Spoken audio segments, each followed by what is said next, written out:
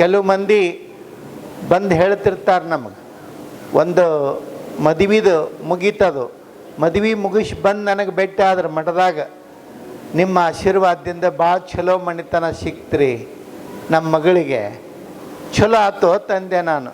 ನೀವು ಕೇಳ್ರೆ ಆಶ್ಚರ್ಯ ಪಡ್ತೀರಿ. ಏನು ಆಶ್ಚರ್ಯ ಪಡೋದೇನಿಲ್ಲ, ಚಲೋ ಸಿಕ್ಕತಿ ಅಂದ್ರೆ ಚಲೋ ಆತು ತಂದೆ ನಾನು. ಇಲ್ಲ, ನಾನು ನಿಮಗೆ ಹೇಳಬೇಕಾ ಮಣಿತನ ಎಂಥದ್ದು ಹೇಳ್ರಿ ತಂದೆ. ಅವಾಗ ಹುಡುಗಿ ತಾಯಿ ಹೇಳು, ಎಷ್ಟು ಚಲೋ ಮಣಿತನ ಐತ್ರಿ ನನ್ನ ಮಗಳಿಗೆ ಅಂತಂದ್ರೆ, ಈ ಕಡೆ ಕಡ್ಡಿ ತೆಗೆದು ಈ ಕಡೆ ಇಡಂಗಿಲ್ಲ, ಈ ಕಡೆ ಕಡ್ಡಿ ತೆಗೆದು ಈ ಕಡೆ ಇಡಂಗಿಲ್ಲ ಅಂಥ ಮಣಿತನ. ಮುಂದೆ ಏನಾಗೋದ್ರ ಅದು, ಕಡ್ಡಿ ತೆಗೆದು ಈ ಕಡೆ ಇಡಂಗಿಲ್ಲ ಅಂತಂದ್ರೆ ಅದ ಗುಡ್ ಹಾಕಿ ಕುಂದಿರ್ತೈತಿ ಮುಂದೆ. ಇಷ್ಟೇ ಅದರ ಅರ್ಥ ಮಾಡ್ಕೋಬೇಕು. ಯಾರು ತಪ್ಪು ತಿಳ್ಕೊಬೇಡ್ರಿ ನನ್ನ ಮಾತನ್ನು.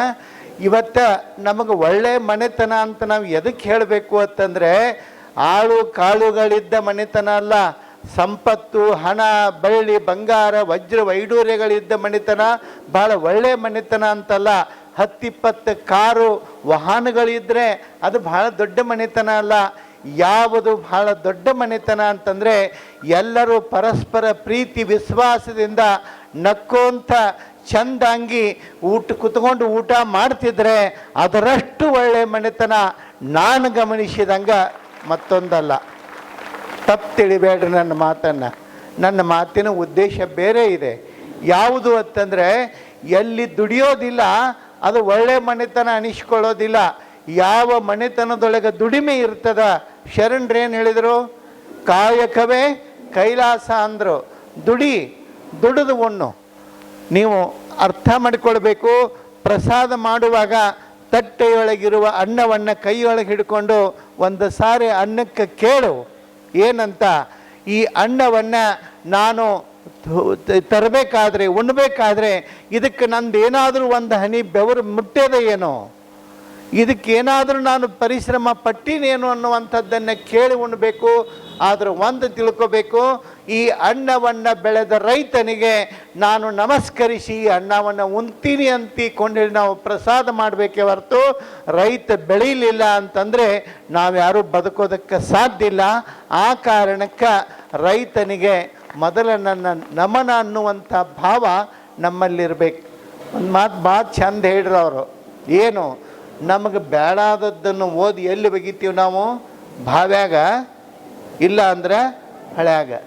ಹಂದಿಗುಂದಾಗ ನಮ್ಮ ಮಠದತ್ತಕ್ಕೆ ಒಂದು ಬಾವಿ ಇತ್ತು. ನೀವು ಮೊದಲು ಬಂದವ್ರು ನೋಡಿದವ್ರಿಗೆ ಗೊತ್ತಿರ್ಬೇಕು, ನೀರು ಇಳಿದು ತುಂಬು ಬಾವಿ ಅದ. ಆ ಬಾವಿ ದೇವರ ಪೂಜಾಕ್ಕೆ ನೀರು ತರುವುದು ಅಂಥೇಳಿ ಎಲ್ಲರಿಗೂ ಗೊತ್ತಿತ್ತು. ಏನು ಬೇಡಕ್ಕಂತಂದೆಲ್ಲ ಅಲ್ಲೇ ಒಗೆಯೋದು. ಬೆಕ್ಕಿನ ಮರಿ ಸಾಯ್ಲಿ, ನಾಯಿ ಸಾಯ್ಲಿ ತಂತಂದು ಅಲ್ಲಿ ಬಾವಿಯಾಗ ಒಗೆದು ಬಿಡೋದು.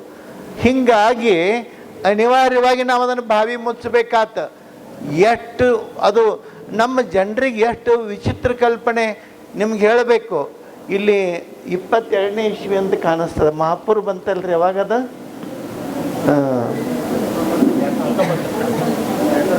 19, ಹೌದು 2019 ಮಹಾಪುರ ಬಂತು.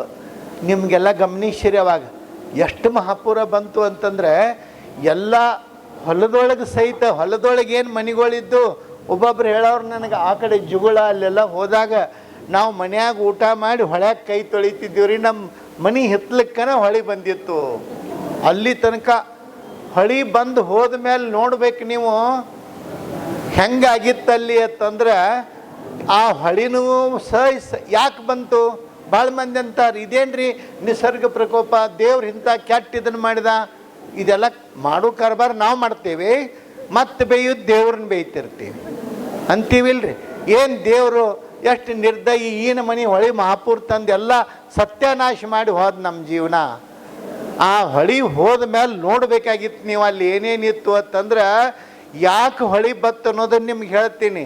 ನೀವು ಬೇಡಾದದ್ದು ಏನೇನು ಒಗದಿದ್ದಿರಲ್ಲ, ಆಕೆ ಗಂಗವ್ ಎದ್ದ ನೀ ಏನು ತಂದು ಒಗದಿಲ್ಲ ಅವನು ನೀನೇ ಇಟ್ಕೋ ಅಂತ ತಂದು ಹೊಳ್ಳಿ ನಮ್ಮ ಮನೆ ದಂಡಿಗೆ ಬಿಟ್ಟು ಹೋದಳು ಆಕೆ. ನೀನೇ ಇಟ್ಕೋ, ನನಗೆ ಯಾಕದು, ನಿನ್ನ ಹೊಲಸು ನಿನಗೇ ಇರಲಿ ಅಂತ ಹೇಳಿ ತಂದು ಈ ಕಡೆ ಬಿಟ್ಟು ಹೋಗ್ಬಿಟ್ಲೆ. ಅದರ ಅರ್ಥ ನಾವು ಅರ್ಥ ಮಾಡ್ಕೊಳ್ಬೇಕು, ನಿಸರ್ಗವನ್ನು, ಪ್ರಕೃತಿಯನ್ನು ನಾವು ರಕ್ಷಿಸಲಿಲ್ಲ ಅಂತಂದರೆ, ನೀರಿನ ಬಗ್ಗೆನೂ ಹೇಳಿದರು. ಇವೆಲ್ಲವೂ ನಮ್ಮಲ್ಲಿ ಒಂದು ಜಾಗೃತಿಯನ್ನು ಮೂಡಿಸುವಂಥ ಕೆಲಸ ಆಗಬೇಕು. ಪ್ರತಿಯೊಂದನ್ನು ನಾವು ತಿಳಿದು ನಡಿಬೇಕು. ಎಲ್ಲಿ ಏನಾರೇ ಬಿದ್ದಿತ್ತು ಅಂತಂದರೆ ನೋಡ್ರಿ, ಸಿದ್ಧಯ್ಯ ಪುರಾಣಿಕರು ಒಂದು ವಚನ ಹೇಳ್ತಾರೆ, ಏನು, ಮೂರು ತಾಸು ಮಾರುದ್ದ ಪೂಜೆ ಮಾಡುವವರಿಗಲ್ಲ, ಊರ ಹಾದಿಯ ಮುಳ್ಳ ತೆಗೆಯುವವರಿಗೆ ತಲೆಬಾಗುವೆನೆಯ ನಾನು. ನೋಡ್ರಿ, ಮೂರು ತಾಸು ಪೂಜೆ ಮಾಡುವವರಿಗಲ್ಲ, ಊರ ಹಾದಿಯ ಮುಳ್ಳ ತೆಗೆಯುವವರಿಗೆ ತಲೆಬಾಗುವೆನೆಯ ನಾನು. ಮೂರು ತಾಸು ಭಾಷಣ ಮಾಡುವವರಿಗಲ್ಲ, ಊರ ಏನು ರೋಗಿಗಳ ಸೇವೆ ಮಾಡುವವರಿಗೆ ತಲೆಬಾಗುವೆನೆಯ ನಾನು. ಎಷ್ಟು ಚಂದ ಹೇಳ್ತಾರೆ. ಅದರ ಅರ್ಥ ಯಾವುದು ಪೂಜೆ ಅಂತಂದರೆ ನಾವು ಕೈಯೊಳಗೆ ಲಿಂಗ ಹಿಡ್ಕೊಂಡು ಗಂಟಿ ಬಾರಿಸ್ಕೊಂತ ಕುಂದ್ರದ ಪೂಜಾ ಅಂತ ತಿಳ್ಕೊಂಡೀವಿ. ಅದು ಅಲ್ಲಂತ ಹೇಳಕತ್ತಿಲ್ಲ ನಾನು, ಅದು ಅಲ್ಲಂತಲ್ಲ, ಹೌದು. ಆದ್ರೆ ಅದು ಯಾವಾಗ ಪೂಜೆ ಅನ್ನಿಸ್ತತಿ ಅಂತಂದ್ರೆ, ನೀನು ಹೋಗುವಾಗ ದಾರಿಯೊಳಗೆ ಏನಾದರೂ ಬಿದ್ದಿತ್ತು ಅಂದ್ರೆ ಅದನ್ನು ತೆಗೆದ ಮಗ್ಲು ಎತ್ತಿಟ್ಟು ಒಗೆದು ಹೋದಿ ಅಂತಂದ್ರೆ ನೀನು ಏನು ಮಾಡ್ತಿ, ಎಲ್ಲವೂ ಛಲ ಆಗ್ತದೆ, ಎಲ್ಲವೂ ಛಲ ಆಗ್ತದೆ. ಈ ಸದ್ಭಾವನೆ ನಮಗೆ ಬರಬೇಕು. ಆ ಕಾರಣಕ್ಕೆ ಶರಣರು ಎಷ್ಟು ನೋಡ್ರಿ, ನಮ್ಮಲ್ಲಿ ದಾಸೋಹ ತತ್ವವನ್ನು ಹೇಳ್ತೀವಿ. ದಾಸೋಹ ತತ್ವ ಅಂದರೆ ಏನು? ಕೋಳಿ ಒಂದು ಗುಟುಕು ಕಂಡರೆ ಕೂಗಿ ಕರೆಯದೆ ತನ್ನ ಬಳಗವ, ಕಾಗೆ ಒಂದು ಅಗುಳ ಕಂಡರೆ ಕೂಗಿ ಕರೆಯದೆ ತನ್ನ ಕುಲವ. ಎಷ್ಟು ಚಂದ ಹೇಳ್ತಾರೆ. ಕಾಗಿ ಎಲ್ಲರೇ ಅನ್ನ ಬಿದ್ದಿತ್ತು ಅಂತಂದ್ರೆ ಅದನ್ನು ತೊಗೊಂಡು ಕಾ ಅಂತ ಒದರಿ ತನ್ನ ಬಳಿಗೆಲ್ಲ ಕರ್ಕೊಂಡು ತಿಂತೈತೆ ಅವ. ಕೋಳಿನೂ ಏನಾರು ಇತ್ತಂದ್ರೆ ಎಲ್ಲ ಕರೆದು ತನ್ನ ಮರಿಗೋಳನ್ನ ಎಲ್ಲರನ್ನೂ ಕರೆದು ಆ ಕೋಳಿ ತಿಂತೈತಿ. ಇದು ದಾಸೋಹ. ಏನು ಇಲ್ಲಿ ಯಾಕೆ ನಾವು ಎಲ್ಲವನ್ನು ತಂದು ಇಲ್ಲಿ ಯಾಕೆ ಪ್ರಸಾದ ಮಾಡಬೇಕು? ಇಲ್ಲಿ ಮಠದೊಳಗನೆ ಪ್ರಸಾದ ಅಂತ ಯಾಕೆ? ಅದು ನಿಮ್ಮ ಮನ್ಯಾಗ ಏನು ಮಾಡ್ತೀರಿ ಮತ್ತು ನೀವು? ನಿಮ್ಮ ಮನ್ಯಾಗಿಂದ ಯಾಕೆ ಆಗೋದಿಲ್ಲ? ನಾನು ಕೇಳ್ತೀನಿ, ಯಾಕೆ ಆಗೋದಿಲ್ಲ ಅಂತಂತಂದರೆ, ಇಲ್ಲಿ ಎಲ್ಲರೂ ತಂದದ್ದನ್ನು, ಎಲ್ಲರೂ ನೀವು ಮಾಡಿದ್ದನ್ನು ಎಲ್ಲರೂ ಕೂಡಿ ನಾನು ಹೆಚ್ಚಲ್ಲ, ಇನ್ನೊಬ್ಬರು ಕೀಳಲ್ಲ, ನಾವೆಲ್ಲರೂ ಒಂದೇ, ನಮಗೊಬ್ಬನೇ ತಂದೆ ಅಂತ ಏನು ಮಾಡ್ತಿರಲ್ಲ, ಆ ಕಾರಣಕ್ಕೆ ಇಲ್ಲಿ ಪ್ರಸಾದ ಅನಿಸ್ಕೊಳ್ತದೆ. ಆ ಪ್ರಸಾದದ ಭಾವ, ಪ್ರಸಾದದ ತತ್ವ ಭಾಳ ಚಂದ ಹೇಳ್ರಿ. ಒಂದು ಮಾತು, ದಿವ್ಸಕ್ಕೆ ಒಂದು ಸಲ ರೀ ಎಲ್ಲರೂ ಕೂಡಿ ಉಂಡ್ರಿ ಮನ್ಯಾಗ. ನೀವು ಊರ್ಯಾನವ್ರನ್ನ ಎಲ್ಲರನ್ನೂ ಹೇಳಕತ್ತಿಲ್ಲ ನಾನು, ಓಣ್ಯಾನವ್ರನ್ನ ಹೆಸ್ರನ್ನು ಕರ್ಕೊಂಡು ಉಂಡ್ರಿ ಅಂತ ಹೇಳಕತ್ತಿಲ್ಲ. ಮನ್ಯಾನವ್ರು ಏನಾಗಕತ್ತೈತಿ, ಹುಡುಗರು ಒಮ್ಮೆ ಉಂಡು ಸಾಲಿಗೆ ಅವು ಹೊಕ್ಕಾವು. ಆಮೇಲೆ ಇವು ಗಂಡು ಮಕ್ಕಳು ಬರೋಕೆ ಇವ್ರಿಗೆ ಟೈಮ್ ಇರೋದಿಲ್ಲ, ಹೊತ್ತಿರೋದಿಲ್ಲ, ಯಾವಾಗ ಸಿಕ್ಕಾಗ ಬರೋದು, ಯಾವಾಗಾರ ಬಂದು ತಿನ್ವಾತ್ ಬಿಡತ್ತೆ ಹೇಳಿ ಅವರು ಉಂಡು ಕುಂದಿರ್ತಾರೆ. ಆಮೇಲೆ ಬಂದಂದ್ರೆ ಅಲ್ಲೇ ತಿನ್ನು ಹಿಡ್ಕೊಂಡು ತಿಂದು ಬೀಳತ್ತಾರೆ. ಈ ಲೆಕ್ಕಕ್ಕೆ ಬಂದು ಬಿಡ್ತೈತಿ ನಮ್ಗೆ. ಅದರ ಅರ್ಥ ನಾವು ಕೂಡಿ ಉಣ್ಣೋದು. ನಾವು ಮಂತ್ರ ಏನು ಹೇಳ್ತೀವಿ ಹೇಳ್ರಿ ನೀವು? ಸಹನಾವವತು ಸಹನೌ ಭುನಕ್ತು ಅಂತೀವೋ ಇಲ್ಲೋ? ನಾ ಹೇಳೋದು ಖರೇನೋ ಸುಳ್ಳೋ ಹೇಳ್ರಿ? ಸಹನಾವವತು ಸಹನೌ ಭುನಕ್ತು, ಕೂಡಿ ಬಾಳೋಣ, ಕೂಡಿ ಉಣ್ಣೋಣ, ಕೂಡಿ ದುಡಿಯೋಣ. ಇದು ಖರೇನೋ ಸುಳ್ಳೋ? ಮತ್ತು ಇದನ್ನು ಯಾರು ಮಾಡೋರು? ನಾವೇ ಮಾಡಬೇಕಲ್ಲ. ಬರೀ ಹೇಳೋದು ಆತು, ನಮ್ಮದು ಹೇಳೋದು ಆತು, ಮಾಡೋದು ಯಾವಾಗ? ಆ ಕಾರಣಕ್ಕೆ ನಿಮಗಲ್ಲಿ ಮಾಡೋಕ್ಕೆ ಆಗೋದಿಲ್ಲ ಅಂತ ಹೇಳಿ ಇಲ್ಲಿ ಎಲ್ಲರನ್ನೂ ಕರೆದು ನೋಡ್ರಿ, ಅದು ಬಯಕೆ ಬುತ್ತಿ ಅಂತ ಎಷ್ಟು ಚಂದ ಮಾಡ್ಯಾರ. ಅದನ್ನು ನೋಡಿದ ಮೇಲೆ ನನಗೆ ಈ ಕಡೆ ಬರೋಕೆ ಮನಸ್ಸಾಗವಾತು. ನಾನು ಸುಮ್ಮ ಆ ಕಡೆ ಹೋಗಿ ಬಿಡ್ಲೇನು ಜಳಕ ಮಾಡಿ ಅಂತ ಹೇಳಿ. ಅದು ಆ ಕಾರಣಕ್ಕೆ ಎಷ್ಟು ಚಂದ, ಎಲ್ಲರೂ ಎಷ್ಟು ಪ್ರೀತಿಯಿಂದ ತಂದಿರಿ. ಬಹುಶಃ ಯಾವುದು ಸಂತೃಪ್ತಿ, ಯಾವುದು ಸಮಾಧಾನ, ಯಾವುದು ನೆಮ್ಮದಿ ಅಂತಂದರೆ, ಇರೋದನ್ನು ಎಲ್ಲರಿಗೂ ನೀಡಿ ಅವರು ಉಣ್ಣೋದನ್ನು ನೋಡಿ ಯಾರು ಖುಷಿ ಪಡ್ತಾರಲ್ಲ, ಆ ವ್ಯಕ್ತಿ ನಿಜವಾಗ್ಲೂ ಆನಂದವನ್ನು ಸಂಭ್ರಮಿಸ್ತಾನೆ, ಆನಂದವನ್ನು ಪಡ್ತಾನೆ. ಇದು ಸತ್ಯವಾಗಿರ್ತಕ್ಕಂಥದ್ದು. ಆ ಹಿನ್ನೆಲೆಯೊಳಗೆ ಇಲ್ಲಿ ಪ್ರಭುವಿನ ಸನ್ನಿಧಿಗೆ ಬರ್ತೀರಿ ನೀವು. ಹಣ್ಣು ಕಾಯಿ ಎಡೆ ತೊಗೊಂಡು ಬರ್ತೀರಿ. ಬಂದು ಒಯ್ಯುವಾಗ ದೇವಸ್ಥಾನಕ್ಕೆ ಬರುವಾಗ ಹಣ್ಣು ಕಾಯಿ ಅಂತ ಹೇಳ್ಕೊಂಡು ಬರ್ತೀರಿ. ಯಾವಾಗ ಇಲ್ಲಿ ಪ್ರಭುವಿನ ಪಾದಕ್ಕೆ ಸಮರ್ಪಣೆ ಆಗ್ತದ, ತಿರುಗಿ ಹೋಗುವ ಹೊತ್ತಿನೊಳಗೆ ಯಾರೇ ಕೇಳ್ರಿ ಏನು ಹೇಳ್ತೀರಿ ನೀವು? ತೆಂಗಿನಕಾಯಿ ಹೊಳಕ ಬಾಳೆಹಣ್ಣದ ಅವತ್ತು ಹೇಳ್ತೀರೇನು? ಏನು ಹೇಳ್ತೀರಿ? ಪ್ರಸಾದ ಅಂತ ಹೇಳ್ತೀರಿ. ಅದೇ ನೀವು ತಂದದ್ದ ಬರುವಾಗ ಬಾಳೆಹಣ್ಣು ತೆಂಗಿನಕಾಯಿ ಇತ್ತು, ಇಲ್ಲಿ ಮುಟ್ಟಿದಾಗ ಅದು ಪ್ರಸಾದ ಆಯಿತು. ಯಾವುದನ್ನು ದೇವರಿಗೆ ಅರ್ಪಿಸಿ ಉಣ್ತೀರಿ ಅದು ಪ್ರಸಾದ ಆಗ್ತದ. ದೇವರು ಅಂದರೆ ಯಾವುದು? ಯಾವುದನ್ನು ಸಮಾಜಕ್ಕೆ ನೀಡಿ ಉಣ್ತೀರಿ ಅದು ಪ್ರಸಾದ ಅನಿಸ್ಕೊಳ್ತದ. ಆ ಹಿನ್ನೆಲೆಯೊಳಗೆ ಇಲ್ಲಿ ಪ್ರಸಾದಸ್ತು ಪ್ರಸನ್ನತ ಅಂತ ಹೇಳ್ತಾರೆ ನಮ್ಮವರು. ಆ ಹಿನ್ನೆಲೆಯೊಳಗೆ ಇವತ್ತ ನಿಸರ್ಗವನ್ನು ನಾವು ಸಂರಕ್ಷಿಸಬೇಕಾದಂಥದ್ದು. ನಾನು ಮೊನ್ನೆ ಮುಳ್ಳಳ್ಳಿಗೆ ಹೋಗಿದ್ದೆ ಶಾಸ್ತ್ರಿಗಳು, ಎಲ್ಲಿ ನಮ್ಮ ಮಂಟೂರು ಹತ್ತೆಕ ಹುಬ್ಬಳ್ಳಿ ಸಮೀಪ ಕುಂದಗೋಳ ತಾಲೂಕ. ಅಲ್ಲಿ ಮಠದೊಳಗೆ ಅದನ್ನು ನೀರಿಂದೊಂದು ನಮ್ಮ ದೇವರಾಜ ರೆಡ್ಡಿ ಅಂತ ಹೇಳಿ ಚಿತ್ರದುರ್ಗದವರು ಜಲತಜ್ಞರವರು ಅಲ್ಲಿ ಬಂದು ಏನು ಮಳೆ ನೀರನ್ನು ಸಂರಕ್ಷಣೆ ಮಾಡಿ ಸಂಗ್ರಹ ಮಾಡಿ ಅಲ್ಲಿಟ್ಟಿದ್ದಾರೆ. ಅವ್ರು ಎಲ್ಲೇ ಹೋಗಲಿ ಈ ಬಾಟ್ಲಿಯೊಳಗೆ ನೀರು ಕುಡಿಯೋದಿಲ್ಲ, ಬಿಸ್ಲೇರಿ ನೀರು ಕುಡಿಯೋದಿಲ್ಲ. ಅವ್ರ ಮನೆಯೊಳಗೂ ಹಂಗೆ ಮಾಡ್ಕೊಂಡಾರ.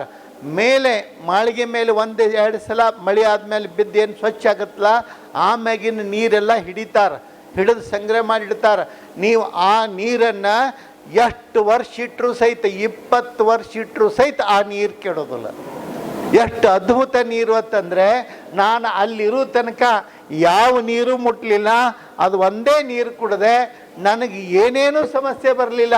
ಎಷ್ಟು ಅದ್ಭುತವಾಗಿತ್ತು ನೀರು ಅಂತಂದರೆ, ಸುಮ್ಮನೆ ನಾವು ಮಿನರಲ್ಲು ಅದು ಇದು ಅಂತಂತೀವಿ, ಆದರೆ ನಿಸರ್ಗದತ್ತವಾಗಿ ನೀರನ್ನು ಕುಡಿದ್ರೆ, ನಿಸರ್ಗದತ್ತವಾಗಿ ನಾವಿದ್ದರೆ ಎಷ್ಟು ಆರಾಮಿರ್ತೀವಿ ಅಂತಂದರೆ, ರೊಕ್ಕಿರ್ಲಾರ್ದ ಬದುಕಬೇಕು ಅಂತಂದ್ರೆ ನಿಸರ್ಗದ ಗುಣ ಇರಬೇಕು ಏನ್ರಿ? ರೊಕ್ಕಿರ್ಲಾರ್ದ ಬದುಕಬೇಕು ಅಂದ್ರೆ ನಿಸರ್ಗದ ಗುಣ ಇರಬೇಕು. ರೊಕ್ಕ ಇಟ್ಕೊಂಡು ಬದುಕಬೇಕು ಅಂತಂದ್ರೆ ಡಾಕ್ಟರ್ ಗುಣ ಇರಬೇಕು. ಯಾವುದು ಪಾಡ್ರಿ? ಅದರ ಅರ್ಥ ರೊಕ್ಕ ಬ್ಯಾಡತ್ ನಾ ಹೇಳಕತ್ತಿಲ್ಲ. ರೊಕ್ಕ ಎಟ್ಟು ಗಳಿಸ್ತೀರಿ ಗಳಿಸ್ರಿ, ಅಳತ್ತಿಗೆಟ್ಟು ಗಳಿಸ್ರಿ, ಲೆಕ್ಕದಪ್ಪಿ ಗಳಿಸ್ರಿ. ಯಾಕಂದ್ರೆ ನೀವು ಗಳಿಸಿದಷ್ಟು ನಮ್ಗೆ ಚಲೋ ಐತಿ. ಯಾಕೆ? ಆ ಹಣ ಎಲ್ಲಿ ಬರ್ತೈತಿ ಅಂತಂದ್ರೆ ಪ್ರಭುವಿನ ಪಾದಕ್ಕೆ ಬರ್ತದ, ಅದು ಮತ್ತೆ ನಿಮ್ಮ ಮಕ್ಕಳಿಗೇ ಉಪಯೋಗ ಆಗ್ತದ ಅಂತಕ್ಕಂಥ ಹಿನ್ನೆಲೆಯೊಳಗೆ ಗಳಿಸೋದು ತಪ್ಪಲ್ಲ. ಆದ್ರೆ ಗಳಿಸಿದ್ದನ್ನು ಬಳಸುವಷ್ಟರೇ ತಾಕತ್ತಿಟ್ಕೊಂಡು ಗಳಿಸ್ರಿ. ಏನೋ ಬರೀ ಗಳಿಸೋದು ಆಗಬಾರ್ದು.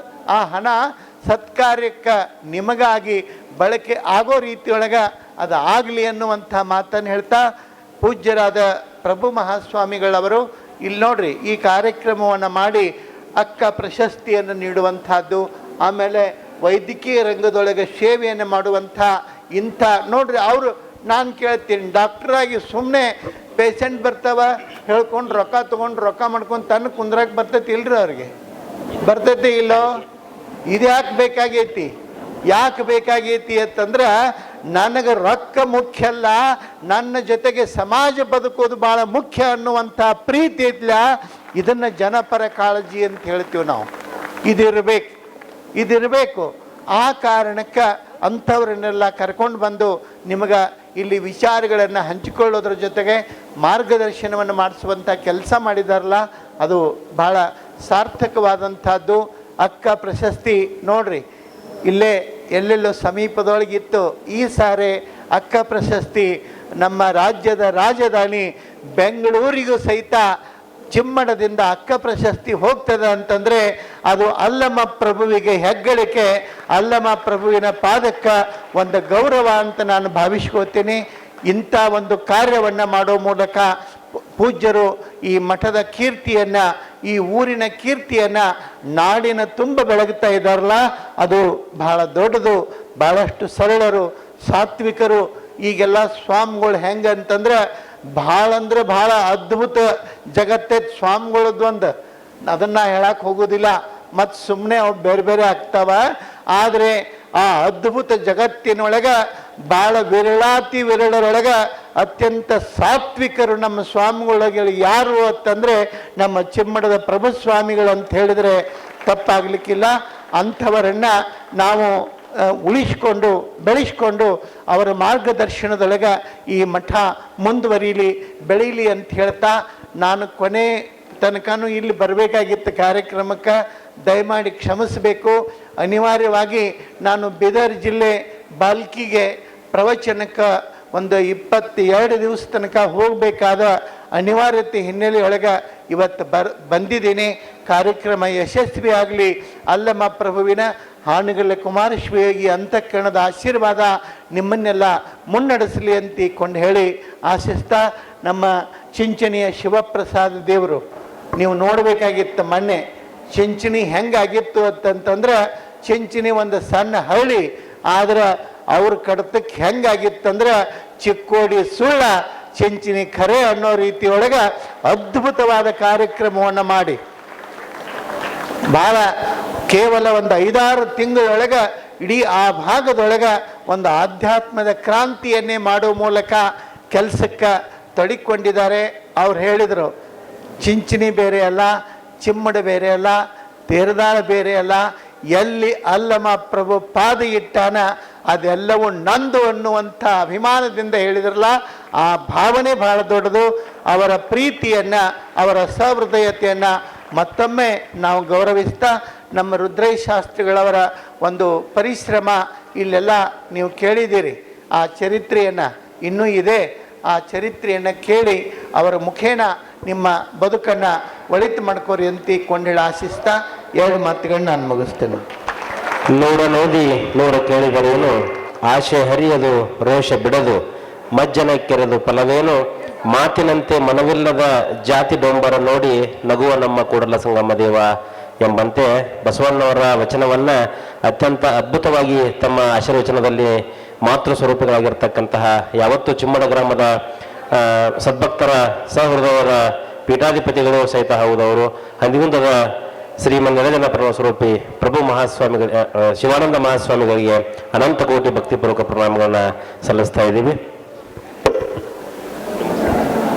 ಇನ್ನು ಈ ಎಲ್ಲ ಕಾರ್ಯಕ್ರಮದ ನೇತೃತ್ವವನ್ನು ವಹಿಸಿಕೊಂಡಿರ್ತಕ್ಕಂತಹ ಸದಾವಕಾಲ ನಮ್ಮೆಲ್ಲರಿಗೆ ಮಾರ್ಗದರ್ಶಕರಾಗಿರ್ತಕ್ಕಂತಹ ಶ್ರೀಮಠದ ಪರಮ ಪೂಜ್ಯರು ನಮ್ಮೆಲ್ಲರನ್ನು ಉದ್ದೇಶಿಸಿ ಆಶೀರ್ವಚನ ಪಾಲಿಸಬೇಕಾಗಿ ವಿನಂತಿ ಮಾಡ್ತಾ ಇದ್ದೀವಿ.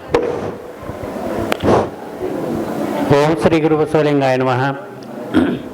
ಪ್ರಥಮದಲ್ಲಿ ಬಸವಾದಿ ಪ್ರಮಥರನ್ನು, ಅಲ್ಲಂಪ್ರಭುವನ್ನ, ವಿರಕ್ತ ಮಹಾಸ್ವಾಮಿಗಳವರನ್ನ ಸ್ಮರಣೆ ಮಾಡಿಕೊಂಡು ವಿರಕ್ತ ಮಹಾಸ್ವಾಮಿಗಳವರ 33ನೆಯ ಪುಣ್ಯ ಸ್ಮರಣೋತ್ಸವ ನಿಮಿತ್ತವಾಗಿ